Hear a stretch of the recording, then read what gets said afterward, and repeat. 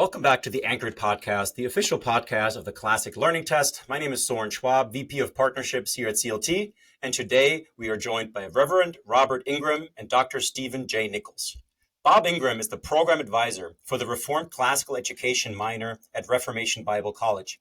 He is the retired headmaster of the Geneva School in Orlando, Florida, and an honorably retired teaching elder in the Presbyterian Church in America.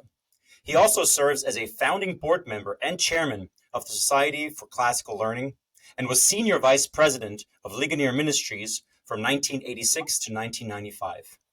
Reverend Ingram is a graduate of the College of Worcester in Ohio and has 2 master's degrees from Pittsburgh Theological Seminary and 1 master's degree from Geneva College in Christian Higher Education Leadership. Dr. Steve Nichols is the president of Reformation Bible College, chief academic officer for Ligonier Ministries, and a Ligonier Ministry teaching fellow. Dr. Nichols has master's degrees in theology and philosophy, and he received his PhD from Westminster Theological Seminary in Philadelphia. He is the author of several books, including volumes in the guided tour series on Jonathan Edwards and Martin Luther. He is author of A Time for Confidence and R.C. Sproul, A Life, and also the host of the podcasts 5 Minutes in Church History and Open Book. Gentlemen, I'm so delighted to have you. Thanks for joining today. Thanks for having us. Yeah, our pleasure. Thanks. I am so thrilled. I'm here with 2 legends, and I just learned, Bob, that this is your first ever podcast recording, and so I feel truly honored to have you on as your very first. Well, thank you. I trust it goes well. It'll be the first of many. I have no doubt. Many, right? After that, people are just going to line up to get you on the podcast. Well, Bob, let's start with you. We always start the Anchored Podcast talking about our guests' own educational journey, and you have been involved in the classical Christian education movement for a few decades now, if I may say so. In fact, you helped found one of the oldest and most prestigious classical Christian schools in the country, the Geneva School. Talk to us a little bit about kind of the early days of the movement, how you got involved in classical education. Sure. Well, at the time I was working at Ligonier Ministries, and we were asking the question, how do people best learn?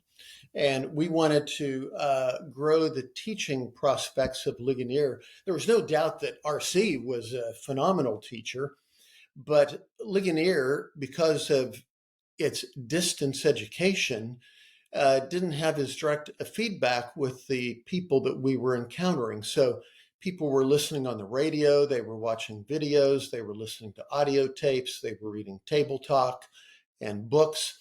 And so we began to ask the question, how are people learning? Is this really an educational institution to the extent that we thought it was?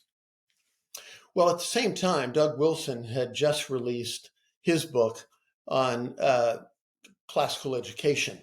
And so a number of us were reading that. We thought maybe there would be some insight in that book as to how people learn. And so it was a live question at Ligonier, and a few of us who were working on this project needed more time with RC, and it was Memorial Day weekend coming up in 1993. And I said, Doc, how about if we just grill some hamburgers and meet, and we'll just talk about it because we never seem to find time in the office. So we did that. And as the evening wore on, we talked a lot about Ligonier, but RC began to expound more and more on Christian classical education and his experience when he was in Europe doing his doctoral work. And so he was very heartily in favor of us looking more into that. And he was also aware of Doug's recently published book. Well, by 10 o'clock that evening, the conversation had morphed from how could this benefit Ligonier to, you know what, folks, we should just start a school that is a Christian classical school. And by 10 o'clock that evening, being good Presbyterians, we prayed about it and felt the confirmation of God leading us to do it.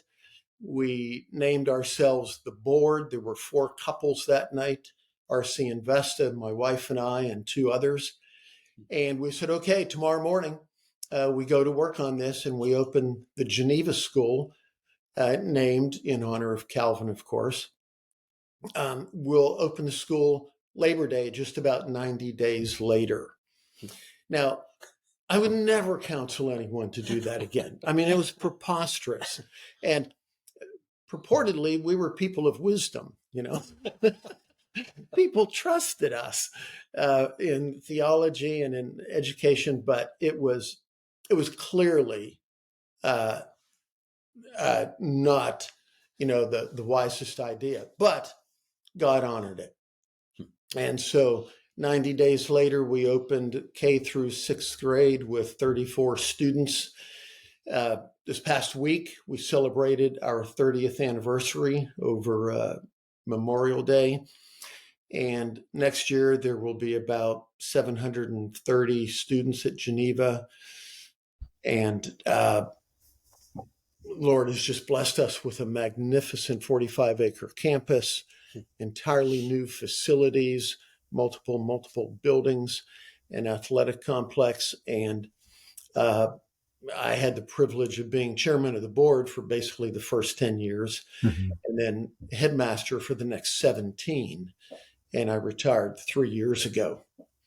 But I'm back on the board now, so I'm able to still be involved. Yeah, and I had the chance I've visited a couple of times now, and you're absolutely right.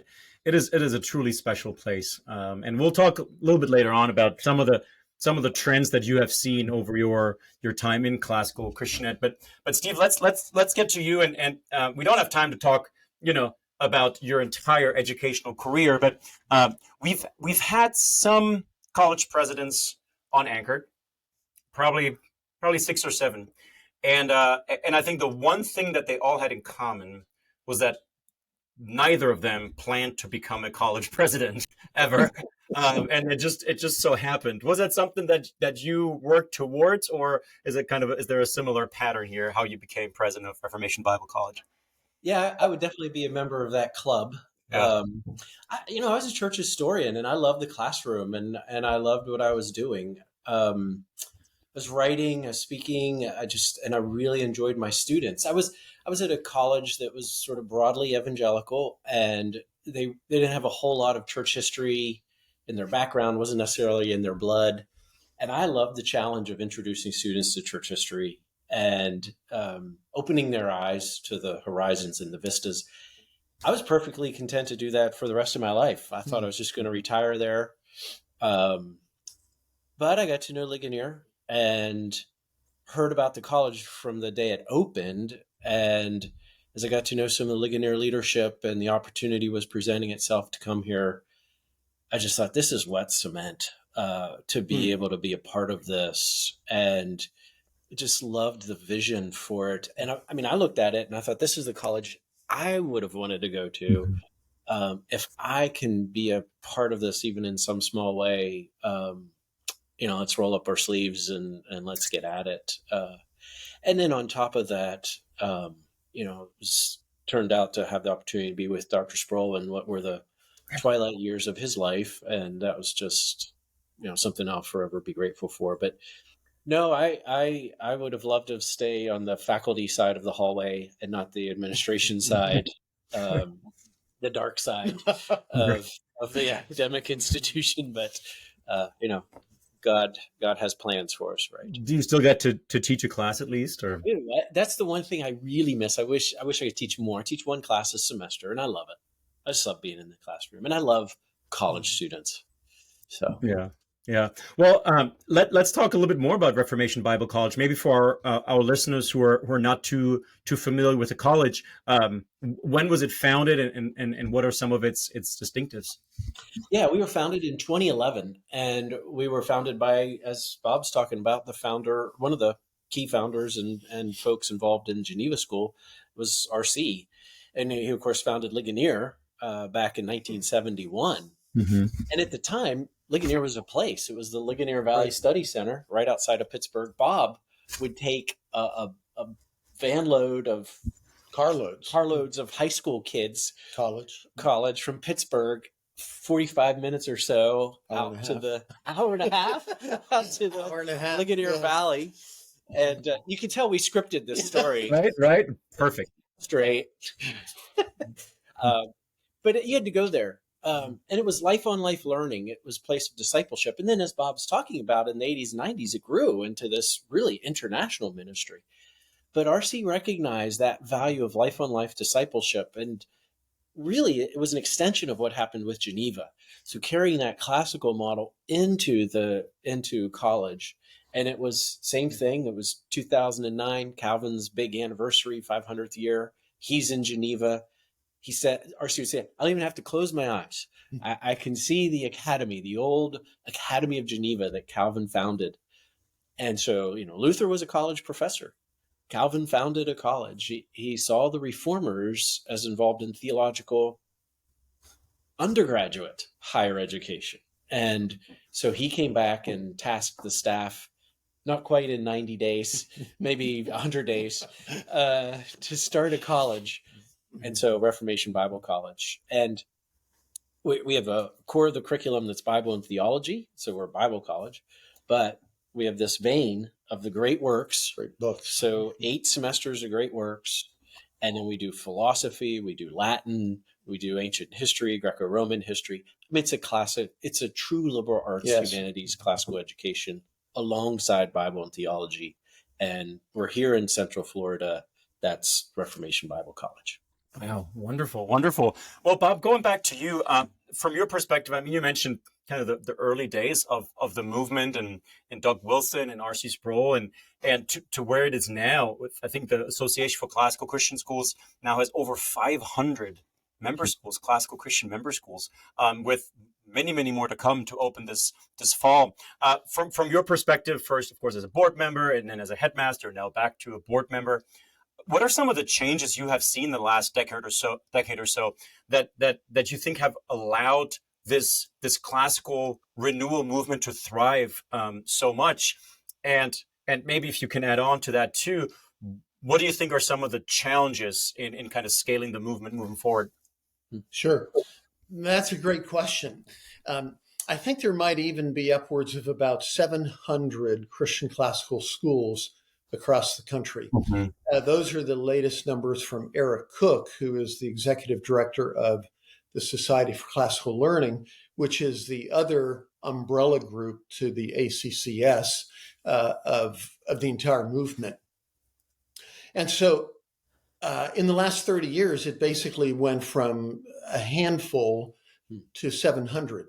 And obviously, then that creates this vacuum of leadership. How do you lead 700 schools? And we know how difficult it is to begin any institution, whether it's a small private business or a school or a church. It takes leadership. And I'm fond of saying the answer is leadership. Now, what's your question? And that's apparently very true across the country in all realms, but it has been in the whole movement. So the changes that we've seen are that people have been absolutely clamoring for a different educational experience for their children. And that has been a growing phenomenon over the last 20 or 30 years with the rise of homeschools, the proliferation of other private Christian schools, and other educational alternatives. The public school system has proven not to be trustworthy to parents. And so as they look for other alternatives, Christian classical education has captured their imagination. And many of our schools are small. Many of them are only 10 years old or younger, but they are growing and they're beginning to thrive. And as you said at the outset, more and more are coming online every year. I'm working with 3 schools right now that will open in August. And there's others that plan for the year after that I'm aware of, and I certainly only know the tip of the iceberg. So what has happened is people have seen the outcomes be so categorically different for their children who have been involved in Christian classical schools. It's not just that they might score better on a test or something like that. They think differently. There are different educational goals in mind. We want we want the transcendent to be in the classroom as part of our thinking. We want to be people who are meaning makers. Life is losing meaning for so many people, and we want their education to have a telos to it. We want them to know the end for which they were created. We want them to know the meaning and significance of their life. We want them to be, we want their moral imagination stimulated so that they can better understand the days in which they live, how one ought to live in light of the difference between the way life seems to be for most and how, as a disciple of the Lord Jesus Christ, we ought to live our lives. And so there are so many aspects just to the pedagogy alone that allows children to think differently, not just think more or think a little bit more deeply, but differently, categorically differently. And we need people who can think outside the boxes that have been containing us for far too long. And I think Christian classical education does that.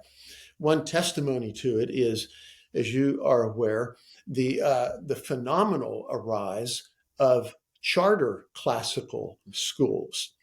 In their attempt to mimic the outcomes, they have Athens, so to speak, but not Jerusalem, but they are producing exceptional thinkers and scholars as well. And so if imitation is the greatest form of flattery, we're beginning to see that other institutional endeavors are taking what they can from the Christian classical world and appropriating it for their particular purpose or style. And so even in major newspapers, articles are now beginning to appear more regularly about the effect of Christian classical education across the country. And so that's happening because parents know a change has to come about. The most pressing need is for leadership. And so what we're trying to do at Society for Classical Learning is train up as many leaders as quickly as we can, because we want to catch this wave and we want to be on the forefront of it. And so all of us involved across the whole movement understand that the need is for God to raise up leaders. And so that's the biggest issue. The biggest issue is not so much money or financing or people who would like to send their children to our schools, but can we find the leadership to take these nascent schools that would love to start and grow and provide sufficient leadership to get them through that first 5-year crisis of, it's an existential crisis for at least 5 years. And so that's one of the key things that we're working on. But we're seeing very good results. Well, and thank you for sharing that, Bob. That was beautifully put, and certainly mirrors some of the things that we're seeing at CLT. And I can say, even though the test is not the ultimate goal, they also test pretty darn well on the CLT, those students, because they're so well formed. Let me pick your brain a little, because I think there doesn't seem to be a problem. Let me put it this way: the problem is not necessarily that we don't have enough kids in Christian schools. I think the problem is that too many of them go to the Florida States and the Pittsburghs in this world, right? And not enough continue from K-12 into Christian higher ed, which I know at CLT we are really passionate about, at least sharing with these students that there are these wonderful programs that they can go to. And then oftentimes what happens, of course, Bob, right, is they come back. they continue that beautiful education, they come back. So Steve, on your end, the classical renewal movement is still fairly young. It's pretty bottom heavy. So, the large numbers have not fully graduated yet. But have you seen something? I mean, you've been at Reformation Bible College since, is it 2013 or 2014? 2014. 2014. Have you seen trends there? I mean, is it easier for you to recruit from some of these classical schools than it is maybe from other schools? So we started, we were 25 students when we opened our doors. We're headcount just over 200. And our desire actually is to stay small. We've intentionally built a small campus because we want a small faculty. So we're just about at our maximum. But yeah, I mean, to give you an example of this, in 2019, our incoming class was 38 degree-seeking students. 2020, it was 78 incoming degree-seeking students. So in the last 2 or 3 years, we've seen a significant uptick in enrollment. And I think it's because exactly what you're talking about. I mean, there's American higher education is a dumpster fire, and you just, we're not going to appeal to everybody, but there are some who just say, and I was thinking about what you were talking about. There's the critical thinking skills, there's the soft skills of just relational skills that I think comes through the classical school movement. But the Athens and Jerusalem piece, there's also the moral context. And sure. I mean, we are just in a moment where we are presented with morally vacuous people in a theoretically morally vacuous context. And we know that's not true. This is not a morally vacuous world. I was just reading, my proverb of the day in chapter 6. Somewhere it says in Proverbs 6, can a man take fire into his bosom and not be burned? And our culture says, sure. Like, you can play with fire all day long, and we'll watch you do it and be entertained. But this is not a morally vacuous culture, which is to say theology. We're talking about morality. And I think that has an appeal. And, especially Christian colleges that take their Christian commitments and convictions seriously, this is a moment where they are emerging as a true alternative. And yes, we care about getting a job and launching and paying bills and being a good steward of resources. So we don't want to just say this is an education for education's sake. We want this to prepare you to get a job. But there is also that idea of formation that doesn't stop at K to 12. And, in fact, this research that it's between 5 and 9, 5 and 7 and 8 in college is when you are most formed. And so a lot of our Christian kids are handed over to places that are just not good for their thinking skills, relational skills, moral formation, and theological formation. Mm-hmm. Right. I think you're hitting on some good points. And times have changed too. And I'm not old, I think, but even from when I went to college, right? And sometimes I talk to parents or even school leaders, and I share with them some of the concerns of investing so much in K-12 and then sending them on to Caesar, right? And being surprised that when they come back as Romans in those formative years. And so, but also as someone who hires folks, these students are just, these students are different that go through some of these Christian colleges. And it's interesting because like you mentioned, Steve, right? The purpose of Reformation Bible College is not instilling, 21st century skills or making them highly employable and all. But in a way, because you're not focusing on that, you're focusing on their formation. Those students end up being employable, yes. and more employable, and they're better employees. And it's an interesting paradox, right? Right. I agree. I think it's those soft skills. And who knows where all this AI is going to go. But I think we're going to need more critical thinking folks in that world, because those sort of mid-level, they're talking what the assembly line did to blue collar, AI is going to do to white collar, and it's going to wipe out entire mid-levels of jobs of, key punchers. But to have critical thinkers and to have people who are relational and even leadership skills, as Bob was talking about, those are going to be skills that set someone apart in a marketplace. Wonderful. Or another thing, if I could just add it, the one of the initiatives that I'm also on right now is what I'm calling the Resilient Faith Initiative. They correspond to my personal initials. That's how I remember it. But several years ago, and you maybe saw this, Barna released a book on faith for exiles. And the results of the Barna study over a number of years has revealed that there is single-digit faithfulness of students once they're in their 20s and 30s. And that this precipitous drop in faithfulness, being a disciple of Jesus, is becoming increasingly critical. John Stone Street refers to it frequently on his podcast.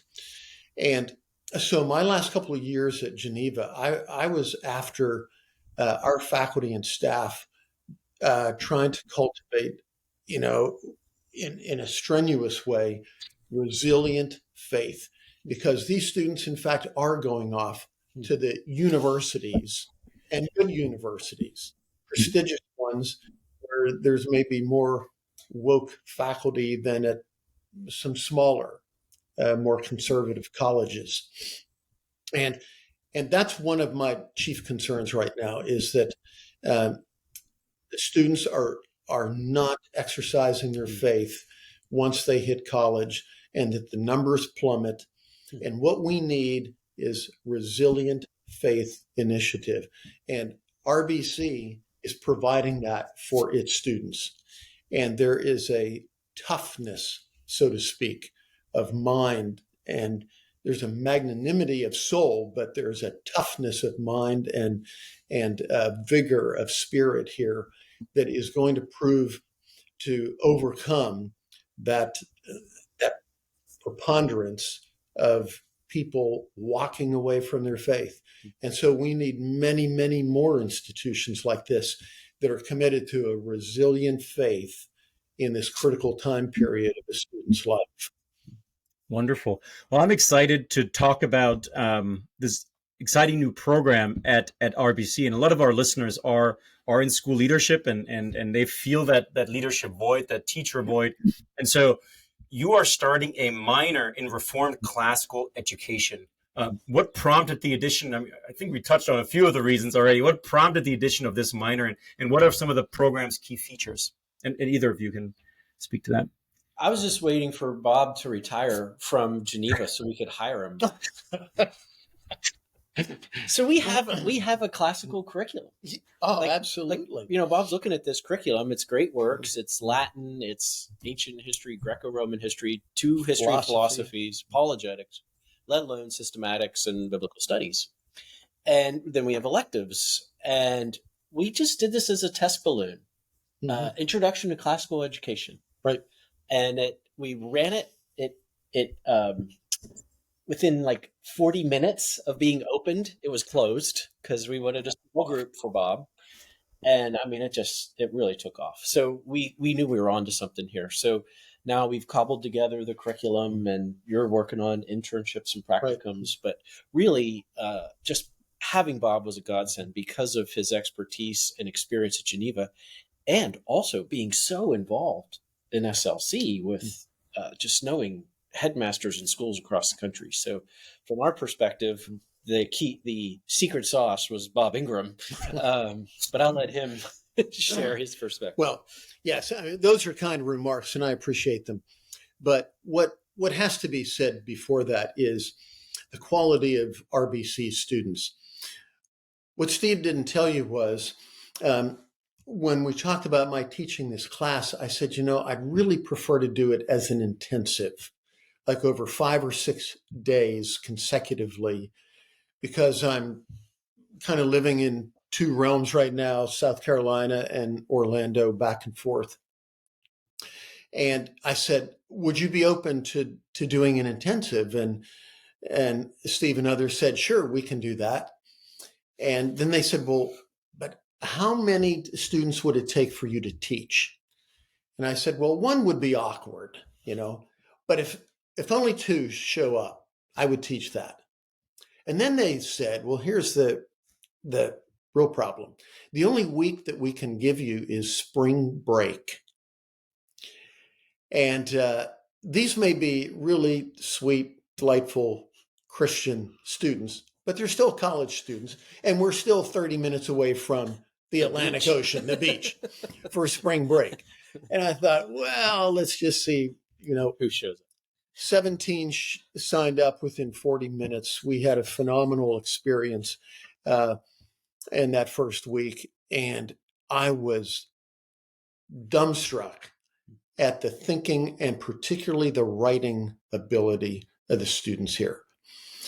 There were so many papers that were turned in, and they had 3 long, 10 to 12 page papers to write for me in a 2-month period of time. But there were so many papers that were so good. I asked for the digital document of them so that I could use them in my consulting around the country. And some of them were so good that I threatened to take their name off and put my name on the paper, because I would glad to have had my name on it. But you have a moral context. Yes. So you didn't do that. So anyhow, that's a kudos to the type of student that is now here. And that has happened several more times. This past spring, we did the same thing. 17 more signed up for spring break. This coming fall, I'll teach another course. I'll be teaching 2 courses, an intro and then a more advanced. Both of them will be over a fall break or a spring break. And the students literally would not leave at the end of the day. Some days we were still here at 6:30 in the evening. And then what's designed with that is an internship where students will have the opportunity to mentor under a faculty member at the Geneva School, just 25 minutes down the road. And so they'll have not only a curriculum that is as Christian and classical as any curriculum that's being offered in the United States. They will have the consistently Protestant and Reformed atmosphere of the Reformation Bible College to help bolster and mature their faith. They'll have a minor in Christian classical education and an internship, so that by the time they graduate, they will have 4 of the most needful things that a headmaster is looking for when hiring a new young teacher. And some of these folks have now already graduated, and they will begin teaching this fall. And we're delighted at the prospect, and I can't wait for as many more as Steve and the college can point in this direction. And I assume, given the quality of those students, combined with the demand of teachers, I assume they have pretty much at this point 100% job placement guarantee. That's not about right. It's pretty much guaranteed that, yes. Yeah, that's what we want to do. We want to help them launch, and this just seemed like we can do this. And also, as you're talking about, do you need leadership? All these schools need teachers too. And the interesting thing is, very few of the teachers are at colleges that are classical. So they have to sort of almost unlearn their educational experience as a college student or graduate student to teach in a classical school. So we're very grateful that Bob's here, and just we too are just can't wait to see what God does through our students and the lives that are impacted through this. That's a really good point. I wonder if that has changed too the last 10, 20 years, where now, as someone who used to hire teachers, I mean, if you have a teaching certificate from a major R1 university, it's more of a liability to me as a classical school administrator to hire these than from a Hillsdale or Grove City or a Reformation Bible College, because we know they have the right kind of formation to come to our school and not undermine our principles and our vision. So, and I guess the piece that I think, and maybe you can speak a little bit more to that, the practical, because we've probably all seen students that gone through their 4 years and they thought they want to be teachers, and then you hire them because they a great talk about wanting to be teachers, and then they come and they realize after a few weeks this is not for me. And so, do they get mentorship? Do they also get opportunities to teach while in the program? Yes, they'll have not only opportunities to teach, but also learn how to grade papers and discern, how you assess the work of a student. They will be involved in faculty meetings. They'll be involved in professional development days. They will sit in debriefing opportunities with faculty members after they teach. And they'll get to see a small variety of teachers with various strengths or skills in different areas. And so they'll have a very considerable, wide-ranging opportunity to experience the full panoply of what it might be to be a teacher.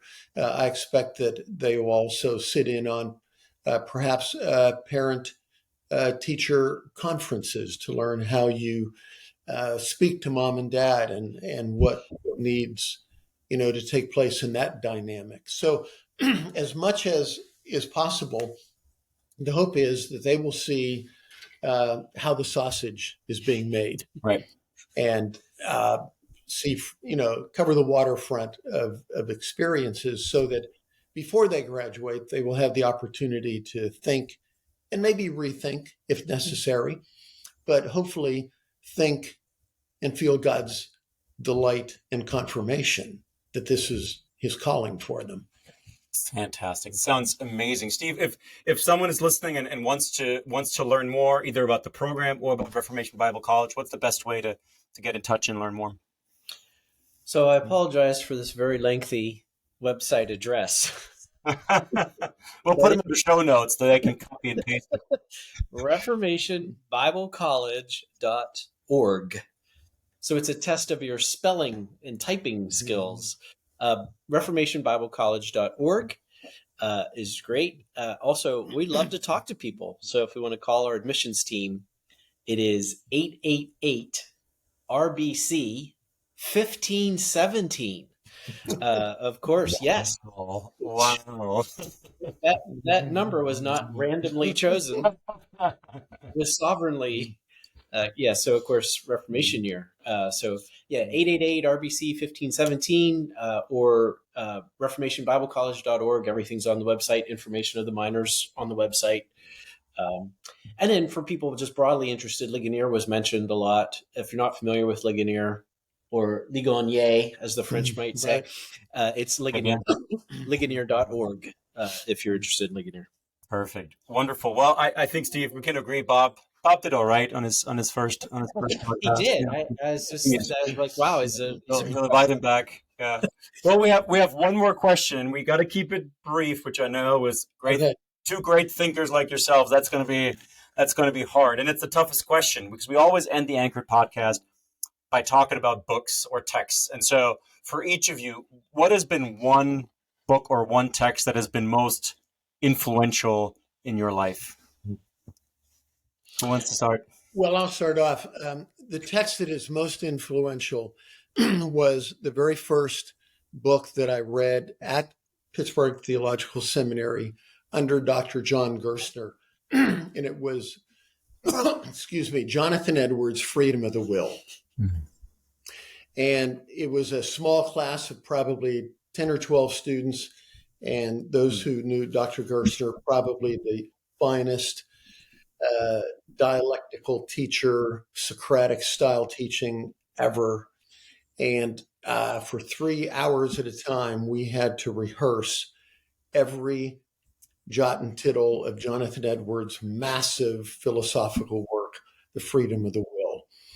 It was a tough class, but everything that I experienced in there, from the learning, but also the style of education and the work of God's Spirit in my life, was a confirmation of the truths contained in that book, which obviously were all derivative from Scripture.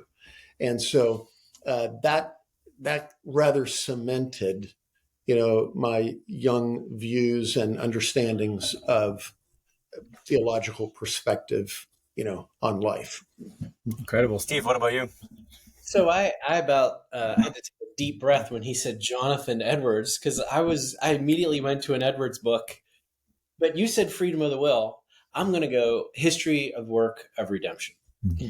And for me, that book gave me the gift of the covenant as a way to understand the Bible, and as a way to understand history, and as a way to understand, macro history, micro history. Sermons. It's a book of sermons published posthumously. But I'm going to go with Edwards' History of Work of Redemption. Oh, wonderful. Yes. No, that's great. And I don't think we've had either of those as a recommendation. So 2 new ones. We got a lot of Lewis and Plato. So this was the first. Very exciting. Again, we're here with Reverend Bob Ingram and Dr. Stephen J. Nichols from Reformation Bible College. Check out their website at reformationbiblecollege.org and their minor in Reformed Classical Education. Gentlemen, thank you so much for being on today. Thank you. It's been a real pleasure. Thanks.